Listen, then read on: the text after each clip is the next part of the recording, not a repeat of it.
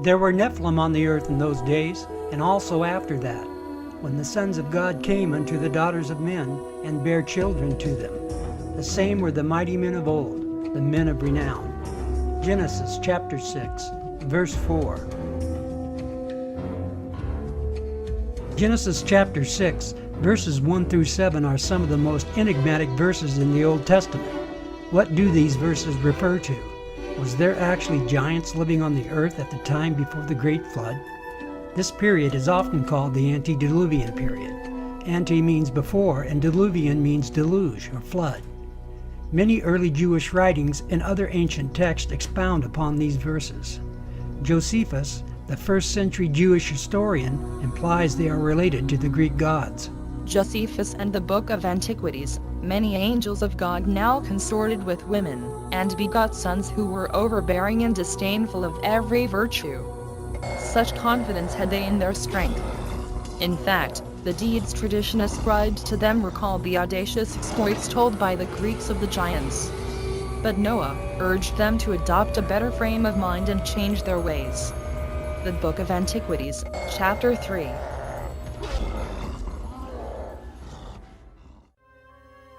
When people began to multiply, and daughters were born to them, the sons of God saw that they were fair, and they took wives for themselves of all that they chose. Genesis 6:1.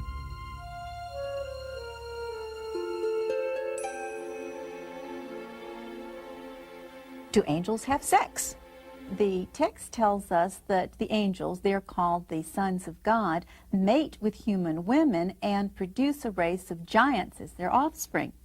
Now, the story seems to represent this as something that displeases God. God doesn't like the idea of this mixing between the angelic realm and the earthly realm. Multiply in the face of the earth, daughters were born unto them, but the sons of God saw the daughters of men, that they were fair. In other words, we have here the sons of God, B'nai Elohim, the angelic creatures of God, looked down on earth women and lusted after them.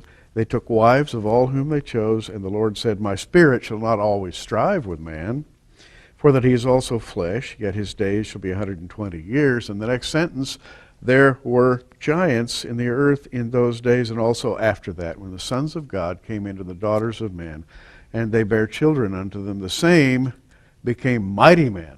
Those would be the Titans of old, the Olympians, the Greek and Roman giants of mythology, except the Jews never believed those were mythological creatures. Josephus said that the Titans were one and the same as these mighty men mentioned in Genesis. Because we're taking the message right from the Word of God. Right. And Genesis 6 is just one passage that talks about the angels. The book of Jude, of course, talks about the fallen angels, talks about angels who kept not their first estate, but were kept in chains for the last day.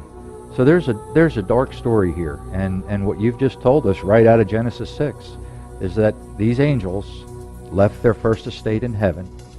They obviously had a free will, and they came to earth and procreated with human women who they lusted after, who they found attractive. If you go into the ancient book of Enoch, it says, and of course Enoch is not gospel and not the canon of Scripture, but in the book of Enoch, which a lot of old-time historians valued greatly, it says clearly that these angels looked upon the women and their long hair, and they found that very attractive. And of course, you read the writings of Paul later in the Gospels, where he talks about women hiding their hair, putting their hair up. Absolutely, and there is a spiritual component to all this, and that spiritual component has to do with the fall and with sin. There was a fall in heaven as well as a fall on earth, and that fall produced a race of giants called the fallen ones, the Nephilim. That's who we're talking about, which comes from the Hebrew verb nafal, which means to fall. In fact, nafal gives us our English word fall, just as a little side issue there. But the Bible says there were giants in the earth in those days and also after that. The flood of the Bible and the flood of the Greek myth are remarkably similar. Is it possible a core of truth existed in the Greek myths? Were the Greek gods actually the Nephilim? Nephilim is the Hebrew expression for the fallen giants. Were the fathers of the Titans and the Olympians the fallen angels, called the sons of God in Genesis 6? The ancient Greeks believed in a flood that destroyed all mankind, similar to the account in the Bible. In the Greek myth, the flood took place during the age of Deucalion. Deucalion and his wife Pyrrha were warned in advance of a coming flood and told to construct a chest and fill it with provisions. The source of the coming flood was the anger of Zeus towards mankind. Zeus had become disgusted at the degeneration of humans, and in particular, the practice of human sacrifice. Zeus assembled the gods and decided to destroy mankind by water. Deucalion and Pyrrha survived the flood by floating in the chest they built. There are differences between the Greek myth and the account in the Bible. However, both maintain the world was destroyed as a result of mankind's sin, and the human race was saved as a result of a few individuals leading a righteous life. Every culture around the world has a flood story. Many of these stories refer to giants before the flood, just as the Greeks referred to their gods, the Titans and the Olympians. Many scholars are making the association of these Greek gods with the Nephilim and the fallen angels from the Genesis account. And just like the flood, many cultures around the world have legends of the star people, the ones who came down from heaven. I am convinced the star people are the fallen angels, the sons of God.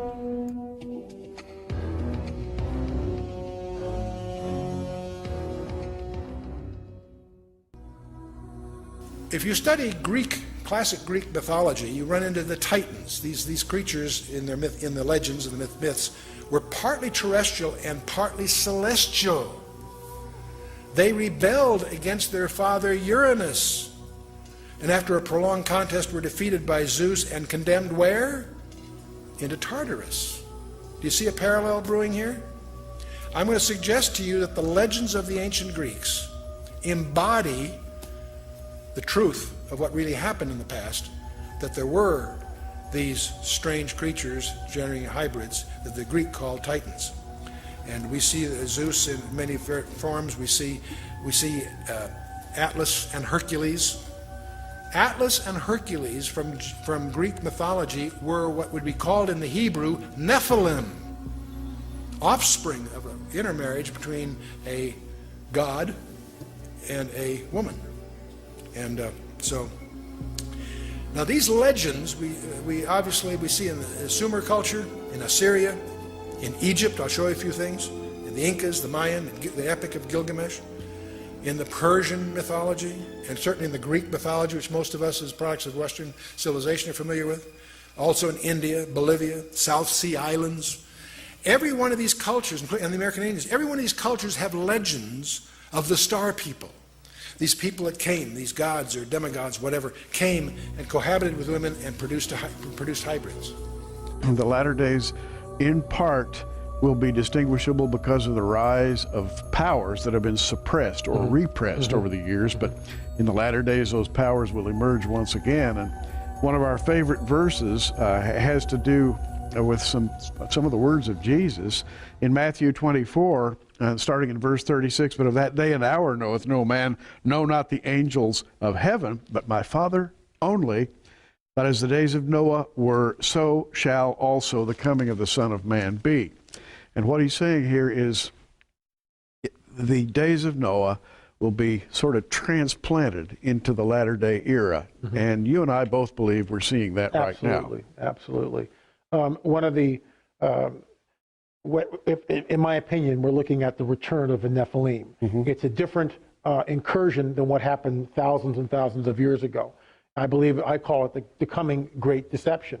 And what we're going to see is, or what we are seeing, is this manifestation of orbs and craft and other phenomena, other anomalies. Meanwhile, shows like the History Channel's Ancient Aliens program is promulgating what I call the coming great deception. They're saying that E.T. created all life on this planet, that they genetically manipulated all life on this planet, that they started the world's civilizations and religions, and now are coming back at this critical juncture in human history.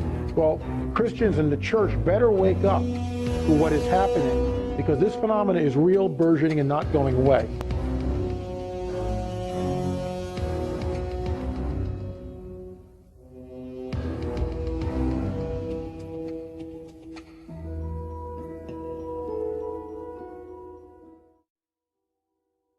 The Book of Enoch is one of many ancient texts which depict the Nephilim and their deeds. In 1947, a wandering shepherd stumbled on some writings hidden away in several caves near the Dead Sea. This collection, lost for nearly 2,000 years, became known throughout the world as the Dead Sea Scrolls. Included in the scrolls is a hidden book lost for centuries which told about fallen angels, bloodthirsty giants, and a warning for all humanity. This book gives an alternative and fascinating description of creation and the demise of man. It is an ancient writing filled with dreams and visions, a tour of heaven and hell guided by the angel Uriel. The Book of Enoch is named for the man who the Holy Bible says walked with God. And Enoch walked with God after he begot Methuselah 300 years, and begot sons and daughters, and all the days of Enoch were 365 years. And Enoch walked with God, and he was not, for God took him. Genesis chapter 5. The Book of Enoch begins with the warning to all humanity. A divine judgment has been rendered and sentence will be imposed.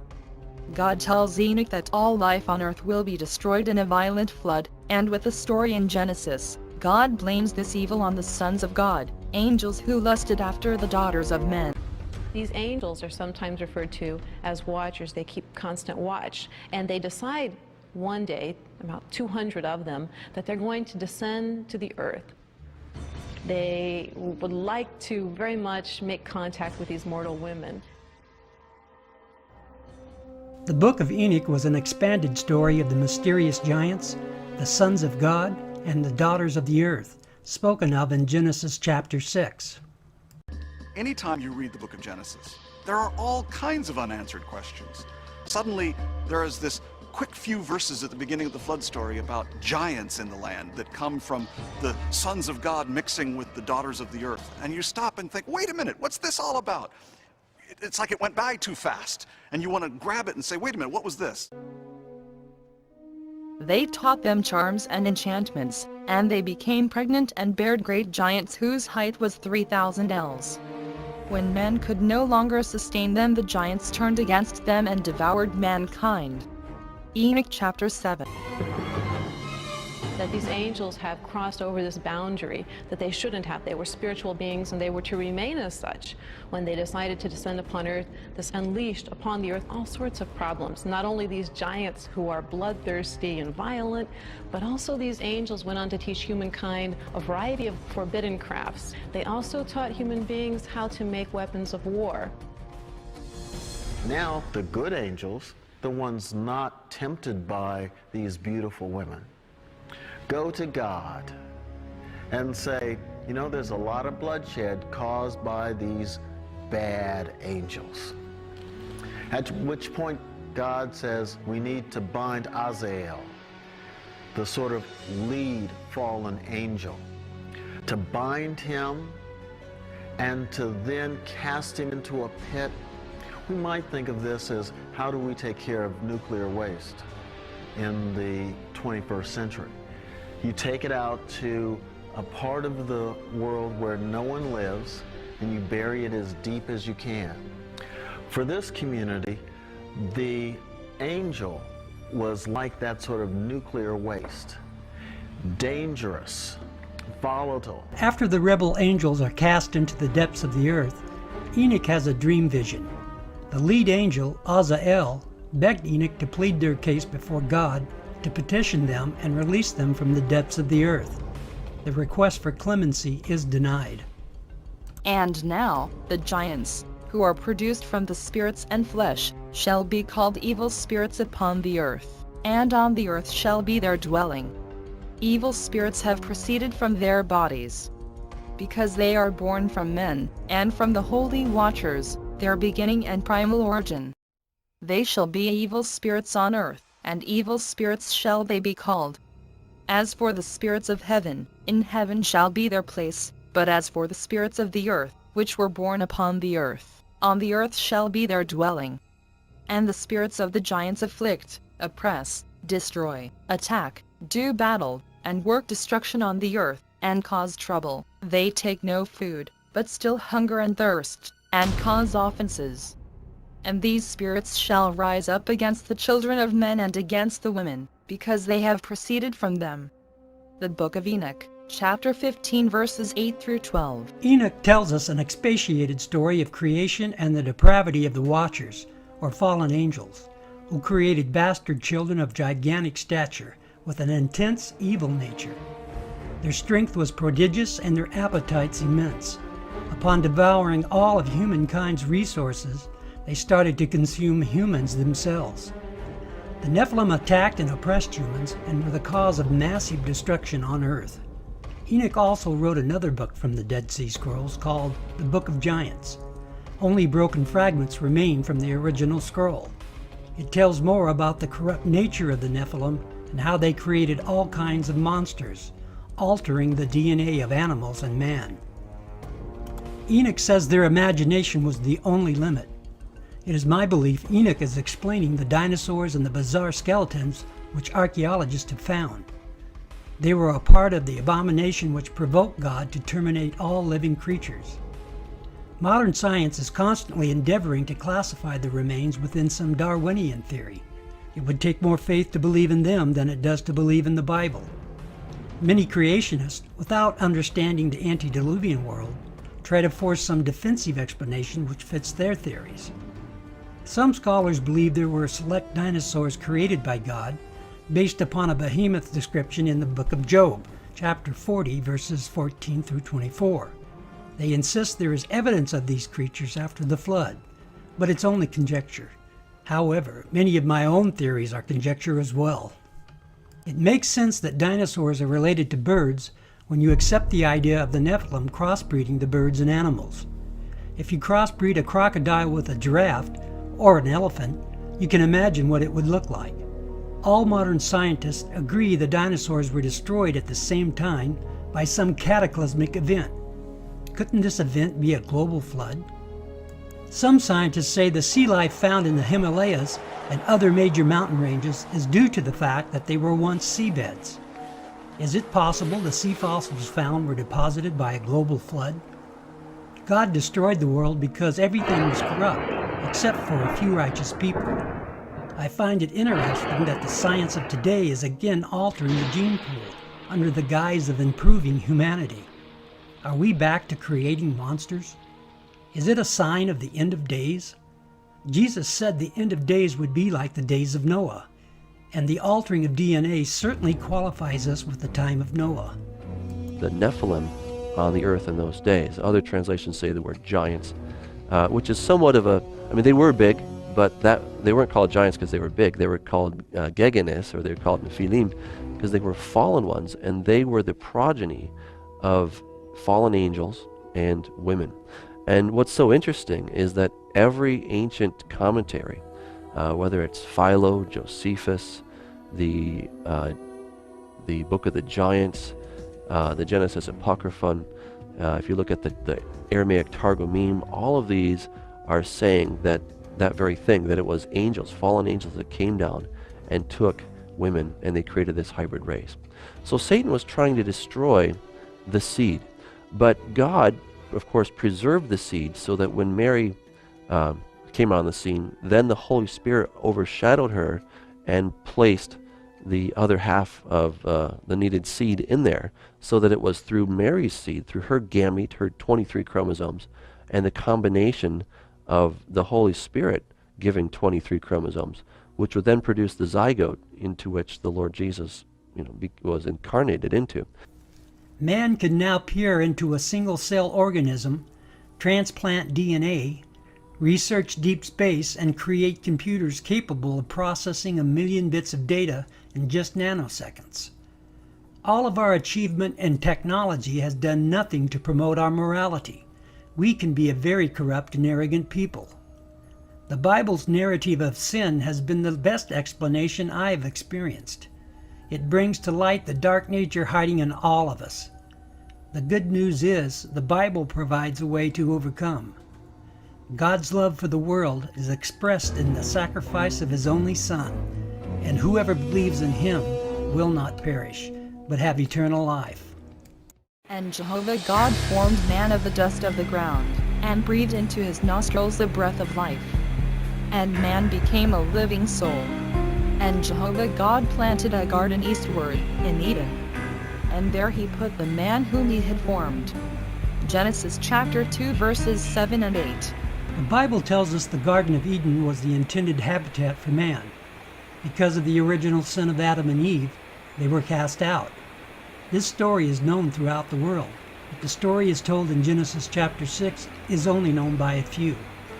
Now they have to survive in a hostile environment. Little did they know how hostile it would become.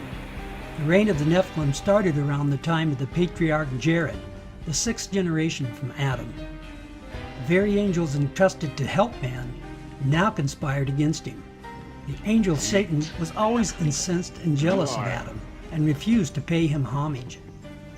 Now a group of conspiring angels mated with earthly women, and these women bore the Nephilim. God's creation became an abomination.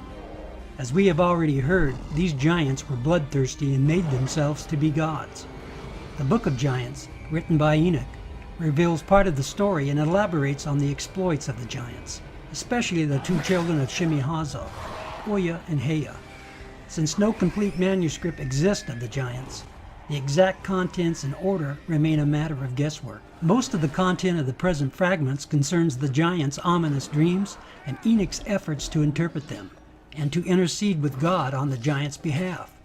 The Book of Giants, like the Book of Enoch, tells us how the Nephilim altered the DNA of animals and man, creating all sorts of monsters. The Greek myths of the Minotaur, Satyr, and Centaur take on new and more realistic perspective. There are scholars who now believe the dinosaurs are the result of this genetic manipulation. I believe it to be the best explanation of all the theories I've considered.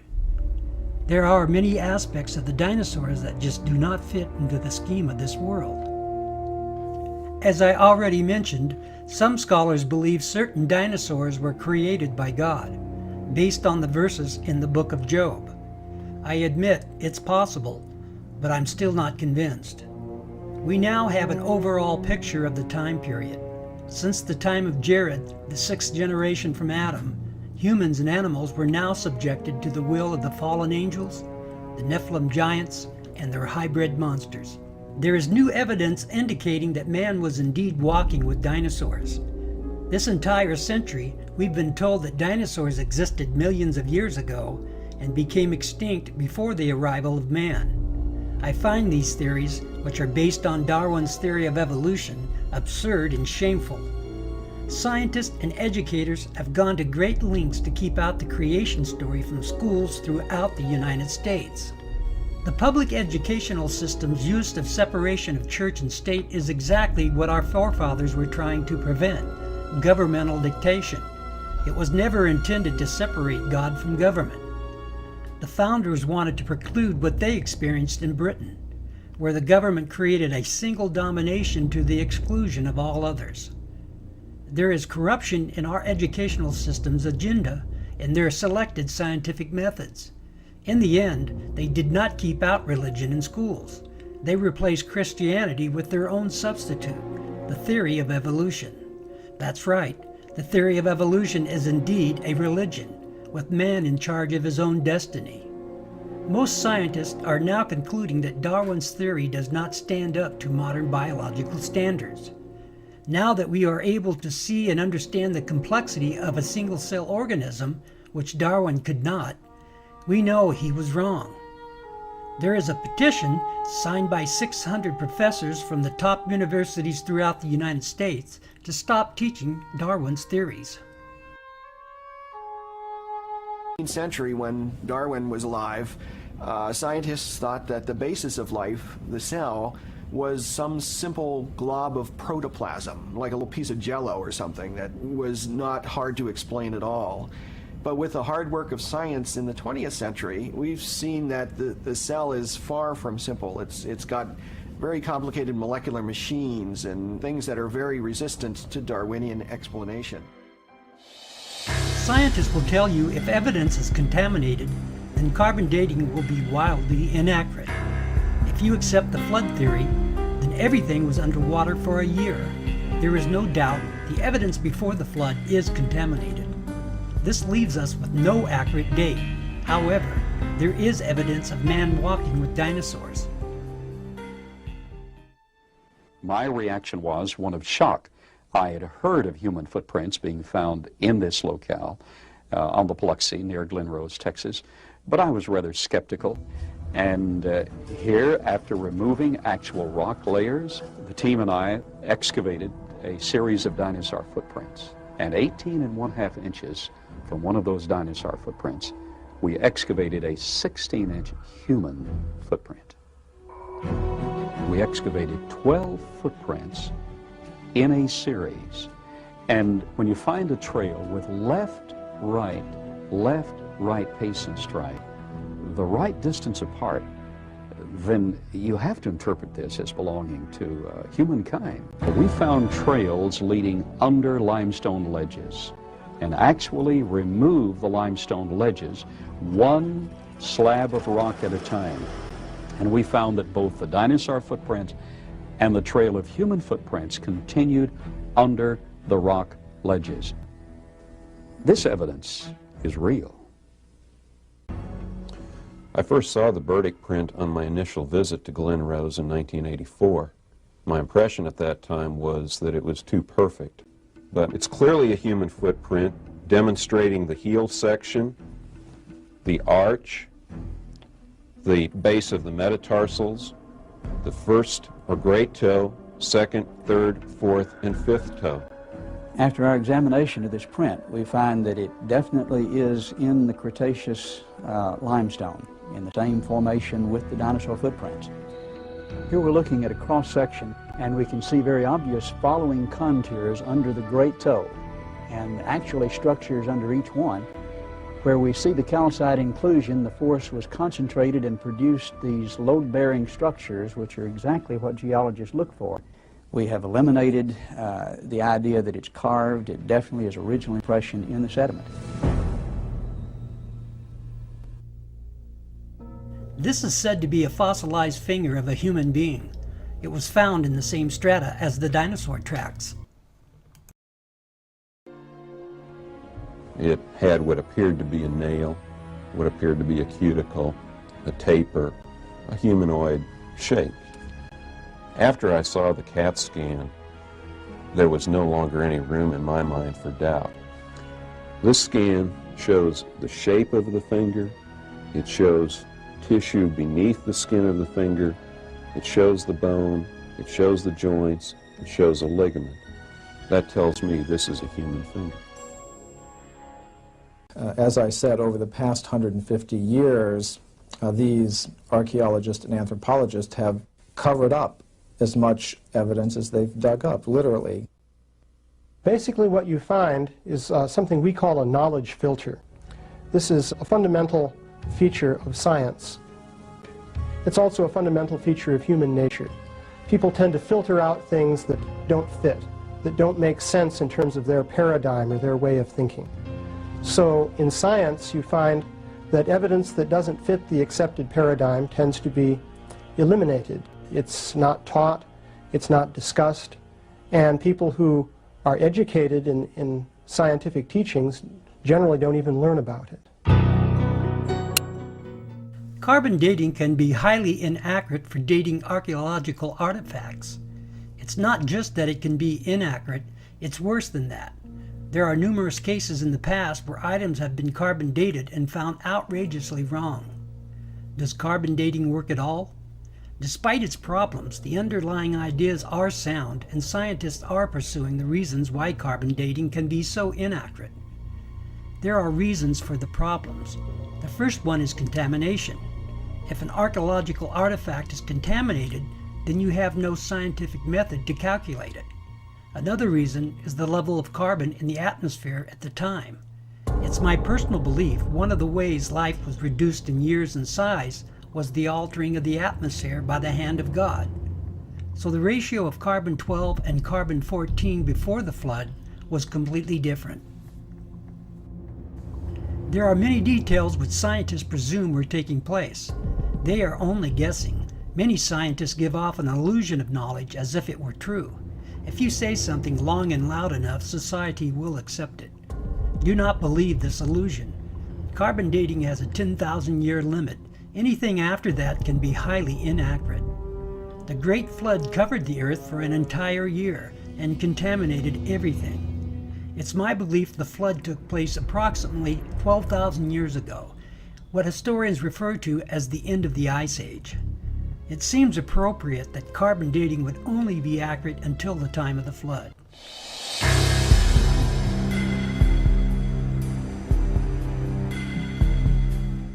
Is there evidence of giants on Earth? The subject of giants is probably not for everyone. It seems to be a subject for certain scholars and a few believers. There is also a mysterious spiritual principle involved. This is probably why most people do not understand, perhaps for hidden reasons. Just like a psychological puzzle, you must develop the right perspective to understand it, or it looks like foolishness. My research is based on faith in the Bible, a core of truth in early Jewish writings, other ancient texts, and existing archaeological artifacts.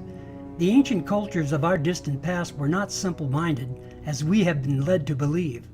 They were highly intelligent in mathematics, physics, engineering, and astronomy. Where did this information come from? The following clips are about a few ancient sites and their myths.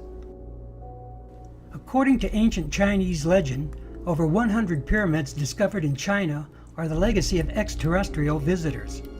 When local villagers were asked about the pyramids, they said the ancient giants constructed them. When they questioned a custodian of a local monastery, they were told, according to records housed in the monastery, the pyramids were said to be at least 5,000 years old.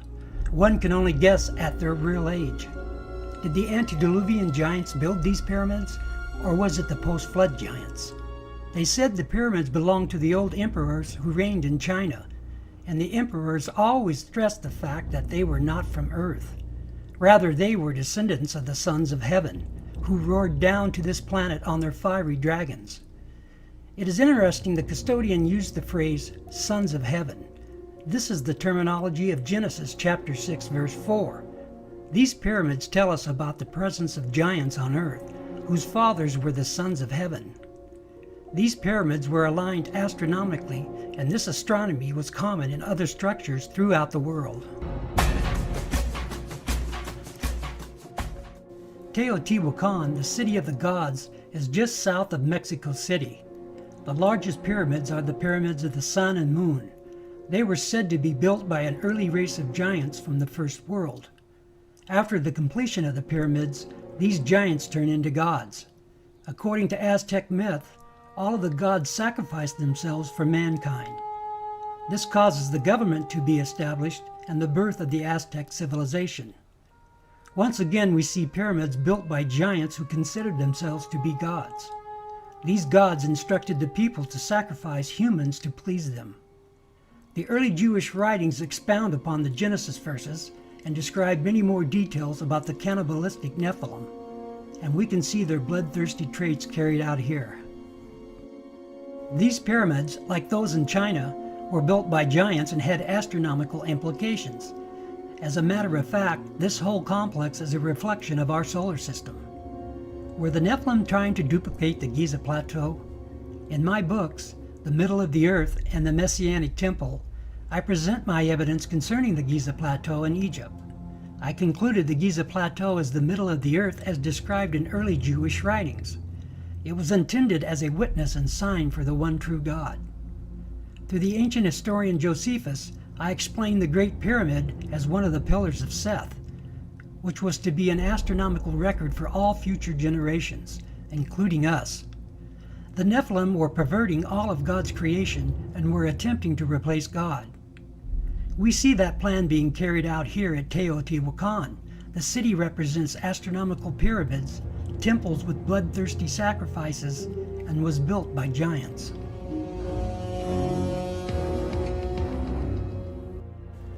In Mayan mythology, a group of 4 protective deities, the sons of Itzamna and Ixtli, are giants who uphold the sky at its cardinal points. Just like Teotihuacan, these giants built the original pyramids as astronomical observatories. It is well known today the calendar of the Mayans is more accurate than our own. They understood the concepts of pi and zero. It is even thought they had a representation of a black hole, called the Dark Rift. Their understanding and knowledge reflected that of the Nephilim. The Nephilim were part angel and had a knowledge far superior than man's. These gods also instructed the people in bloody sacrifices. Even their games depict the dark path set for the Mayans. The image of a priest cutting the still beating heart from a man probably delighted the Nephilim. We can only imagine their intoxicated and wicked laughter. The Book of Enoch and the Book of Giants tell how they devoured man in the worst way. They also created genetically altered beasts to help them in this quest. They were bound and determined to pervert all of creation. These temples tell us of their astronomical knowledge and their reprehensible past. The Maya were still communicating with the fallen angels, who were cast under the earth, and the Nephilim spirits in an alternate dimension. The Maya priests would alter their state of mind with hallucinatory drugs and spoke directly to the gods of the underworld. Even though the angels were already judged and doomed in the underworld, they were still communicating with those who would listen. Although the bodies of the Nephilim were destroyed, their spirits still preached to the Mayans and all other Mesoamericans.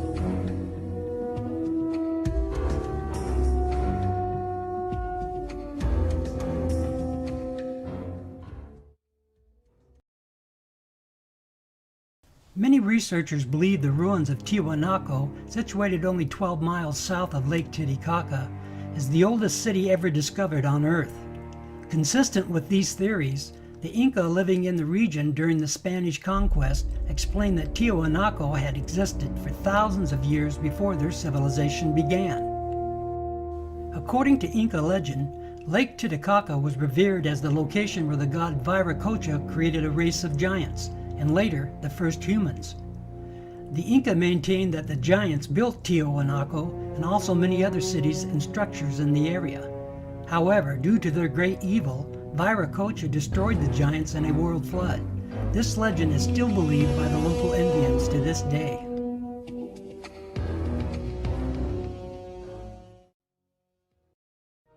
The facing stones of this site are perfectly set with no mortar. We took a needle, and that needle we tried to insert at every point along the joint, and the needle couldn't be inserted. A perfect fit. Now the ancients constructed the site with astronomical alignments in mind. As the sun rises each day, it moves along the horizon and arises in a different spot. To measure this movement, they built the temple itself as a giant clock to tell them how the progression of the sun was proceeding. And we can use those same astronomical alignments to date the site. The antiquity and the technological sophistication of Tiwanaku should make each and every one of us fully question the origins of civilization.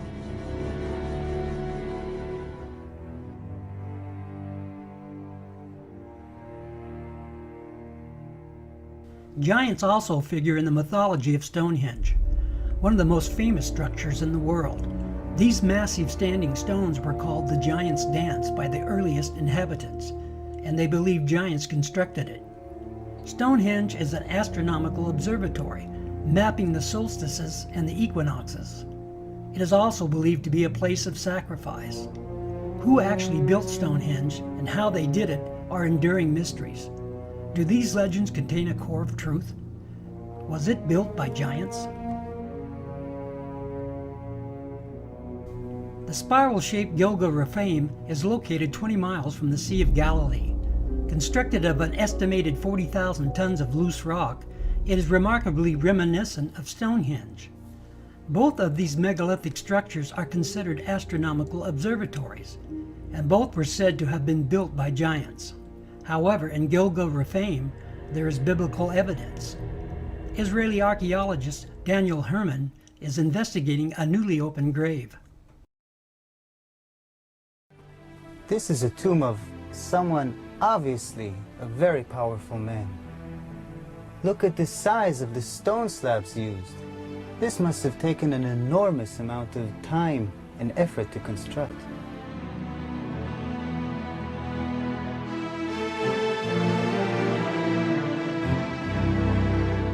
When the Israelites came here and wrote their Bible, it was already here. They saw it. So they have documented the identification of the site by saying that this region was ruled by Og, king of the Bashan. Og is described in the book of Deuteronomy as, and I quote, "For only Og, king of Bashan, remained of the remnant of the Rephaim." Rephaim is Hebrew word for giants.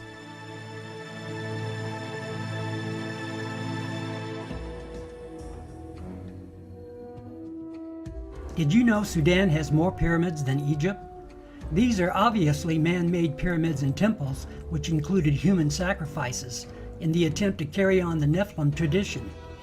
The knowledge of giants and their sacrifices were translated beyond the Great Flood. The local stories of giants in Sudan are similar to the early Jewish writings in Genesis, such as this legend. There was war among the giants, and they were very evil. They killed many people for their resources, and many great warriors died at their hand. One day the Lord decided the giants were the cause of the world being unbalanced and full of hurt and pain. The Lord called the chief of the giants and told them it was time for all giants to leave the world. Archaeologists have unearthed an ancient tomb in northern Sudan, which they believe confirms the location of Africa's oldest human sacrifice. Also found were relics indicating a knowledge of astronomy and astrology. Here again we see astronomical pyramids and human sacrifice, passing on the tradition of the giant Nephilim. Are these megaliths and legends telling the same story? They all point to an ancient civilization more than 12,000 years ago. They tell of giants, human sacrifice, and astronomy.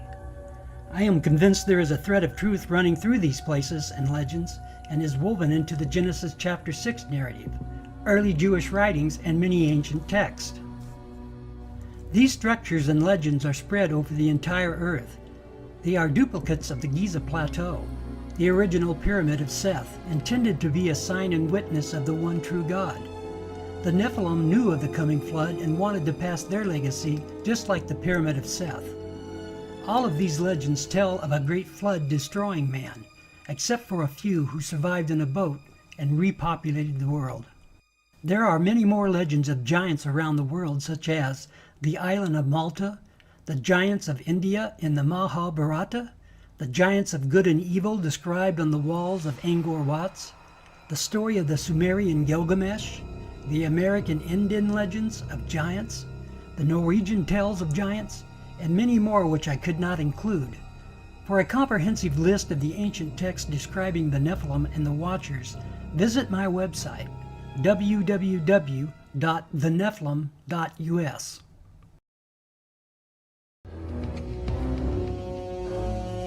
The atmospheric conditions before the flood were much different than they are today. The pre-flood conditions allowed for gigantic growth. We know that God put many restrictions on Earth after the flood. What we now call the laws of physics were not as conforming. The Bible tells us He restricted man even more after the Tower of Babel episode. The giants and dinosaurs could not exist in our atmospheric conditions as they did in the antediluvian age. I believe God altered the atmosphere for the purpose of these future restrictions. Optimal genetic expression means the best that the organism has within the DNA is expressed because of favorable atmospheric conditions. Under these described conditions, plants and animals would live longer, be much larger, and that's precisely what we find in the geologic column in the fossil record. Plants were much larger. All living systems were larger. We have animals that today have an 8 or 9 foot stature with a 16 to 20 foot stature. We have insects such as the dragonfly. Today, the dragonfly has perhaps a 4-inch wingspan. In the fossil record, his counterpart, Meganeuropsis, had up to a 5-foot wingspan.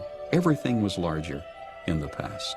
I'm of the opinion that under better atmospheric conditions, people were living not only longer, but they were taller, much taller.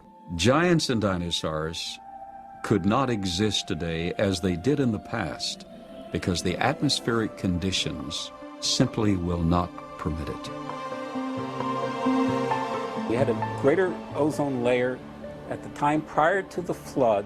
At the time of the flood, it was diminished to about 1/7 of what it was at that time, and therefore, life on this earth as we know it no longer has the same life expectancy as it did at the time of the flood. Being interested in Earth's original conditions, after 35 years of research on those parameters, I've attempted to reconstruct that context. And in so doing, I've had our engineers build a biosphere that doubles the atmospheric pressure, that increases the electromagnetic energy, that increases the ratio of oxygen, but not to the level of toxicity, that eliminates ultraviolet radiation, etc. And the experiments that we've run have been very gratifying.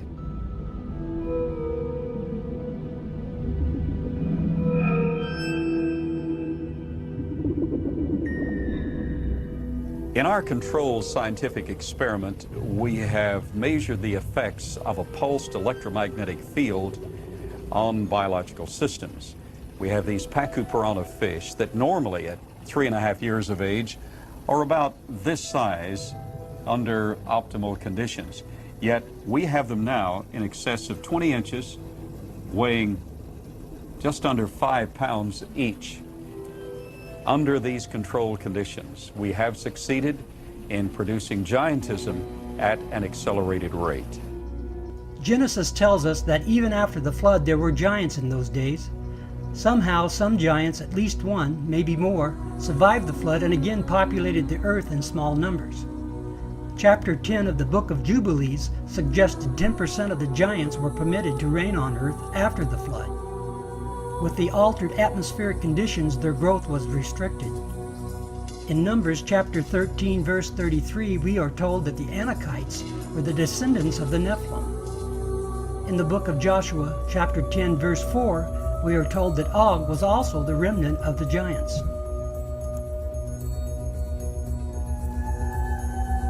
Mass graves of giants were opened. Some of the men 8 feet tall, some of the women 7 feet tall, some records of men 10 feet tall, and extremely large skulls. And extraordinarily, some of these skulls had horns, some had extra rows of teeth, some had other what we would call anomalies, but they were extraordinarily large skulls and extraordinarily large people. A number of mounds in the Midwest in America were excavated starting in around 1850. And in many cases, they would find skeletons of people who were in excess of 7 feet tall. And in many cases, they had double rows of teeth, as well as, in some cases, 6 fingers on each hand and 6 toes on each foot. The one that was found in Bridal Veil Falls, California by a group of miners, first they found this wall with very intricate hieroglyphics. They assumed that they were finding gold behind the wall. They broke it down and they found this woman holding a child covered with fur and a strange kind of dust. The same tall female mummified remains have been found in Texas. They have been found in Death Valley. They have been found in other parts of California. Archaeology at that time was in a heyday. There was everybody that had a shovel was out trying to find something. But what's interesting is that the finding of these giant mummified bodies and giant fossils and bones. Really, you can't pin to any particular location. They were finding them in Greece, they were finding them in Italy, they were finding them in the Middle East, they were finding them in America. And even if you write off a few of those as perhaps a hoax or a misinterpretation of something else, you're still left with a tremendous amount of evidence to show that there were these giant beings at some point walking the earth.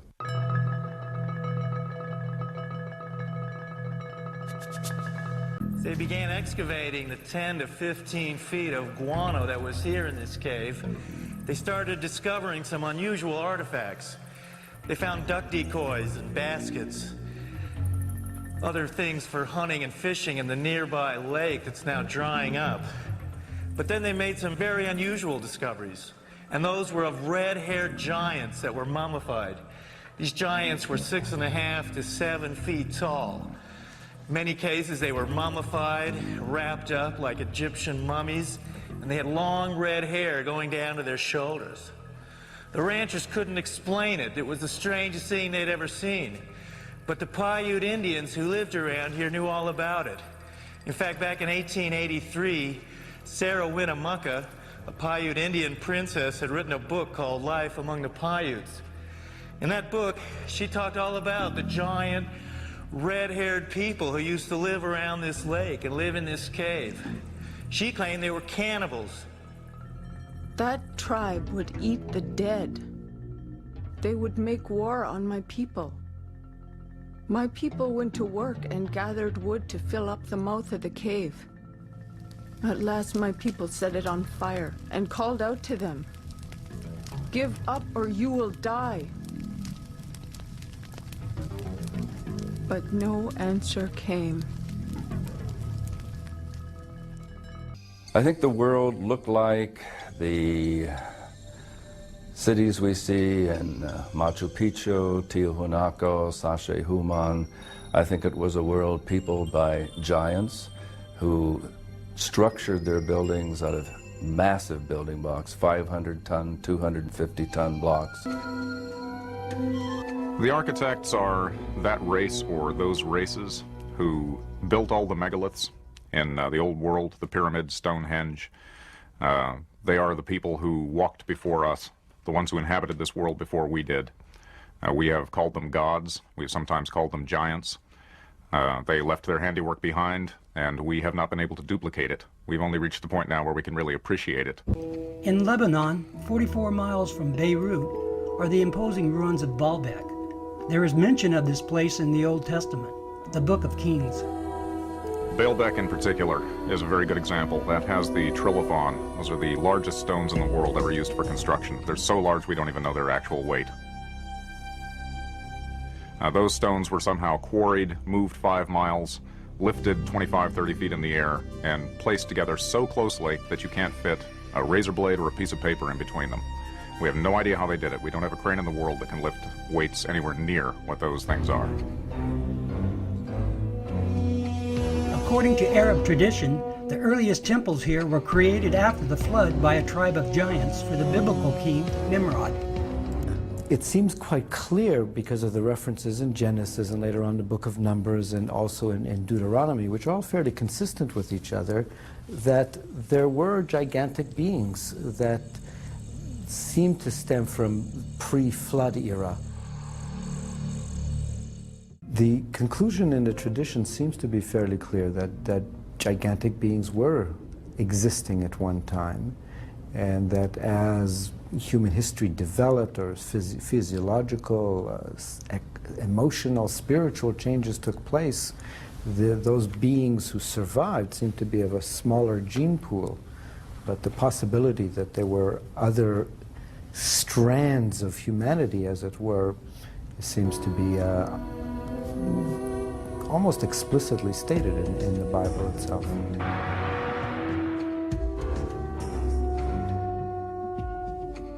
In the book of Numbers, we are told, after wandering in the desert with his people, Moses sent out scouts for a place they could settle. The scouts went north to Hebron. On their return, they reported, "All the people we saw there are men of gigantic size. We felt no bigger than grasshoppers. and that is how we look to them. If we look at Scripture, there were giants in the earth in those days. And if we take that literally rather than symbolically, that there were simply men of great powers and extraordinary abilities, then we could say that the first men, the first humans, were giants, or we could theorize that these giants came from somewhere else and used Earth as a colony. This colony was the conception of the Nephilim. It was their fathers, the fallen angels, who came down from heaven and introduced earthly women to a new strand of DNA, creating all sorts of monstrous beings. There were giants in those days, and also after that.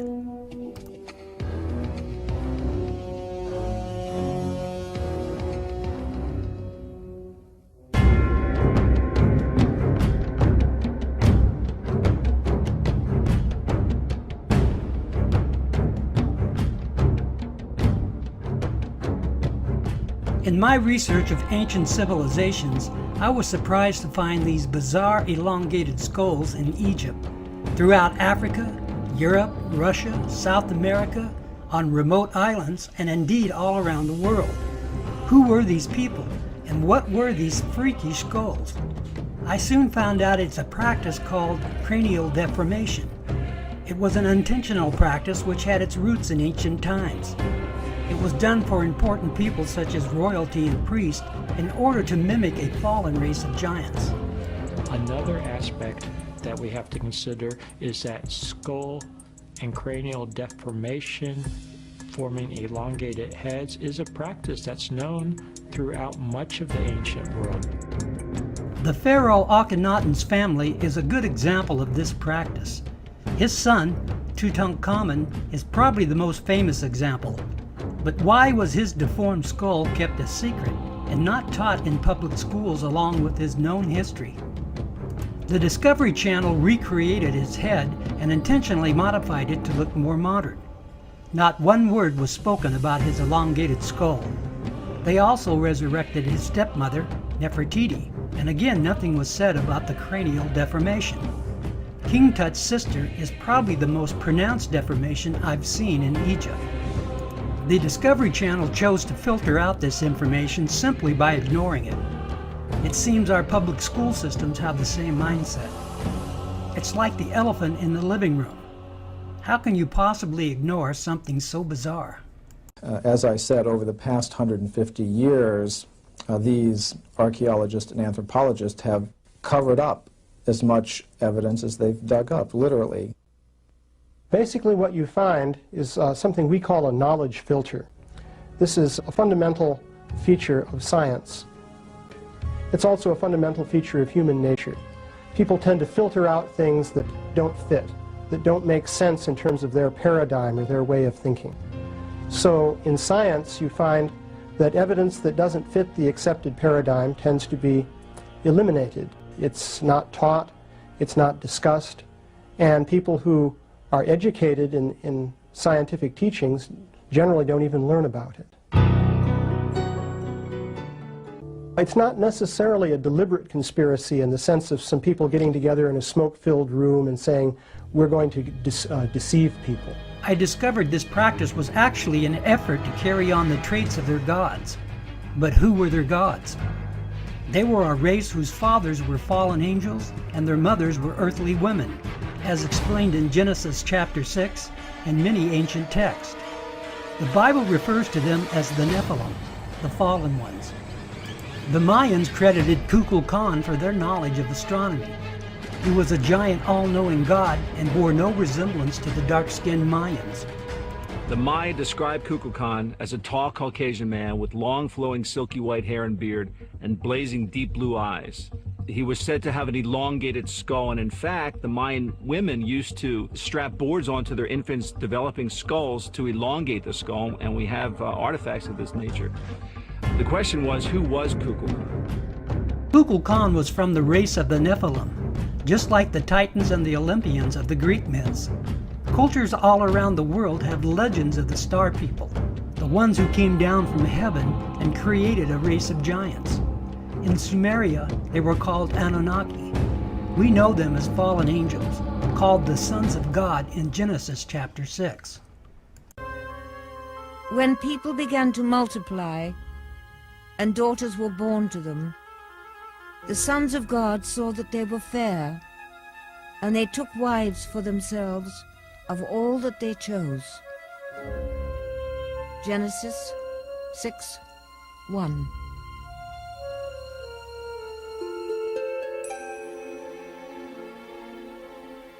Do angels have sex? The text tells us that the angels, they're called the sons of God, mate with human women and produce a race of giants as their offspring. Now, the story seems to represent this as something that displeases God. God doesn't like the idea of this mixing between the angelic realm and the earthly realm. These genetically altered beings had elongated skulls and desired that mankind worship them as gods. Their elongated skulls were created by their bastard genetics. It allowed for the brain to grow to enormous size. This is where the practice of cranial deformation started. People began to mimic this trait in order to carry on the tradition of the giants. They are the very reason God, the Creator, destroyed all life on earth.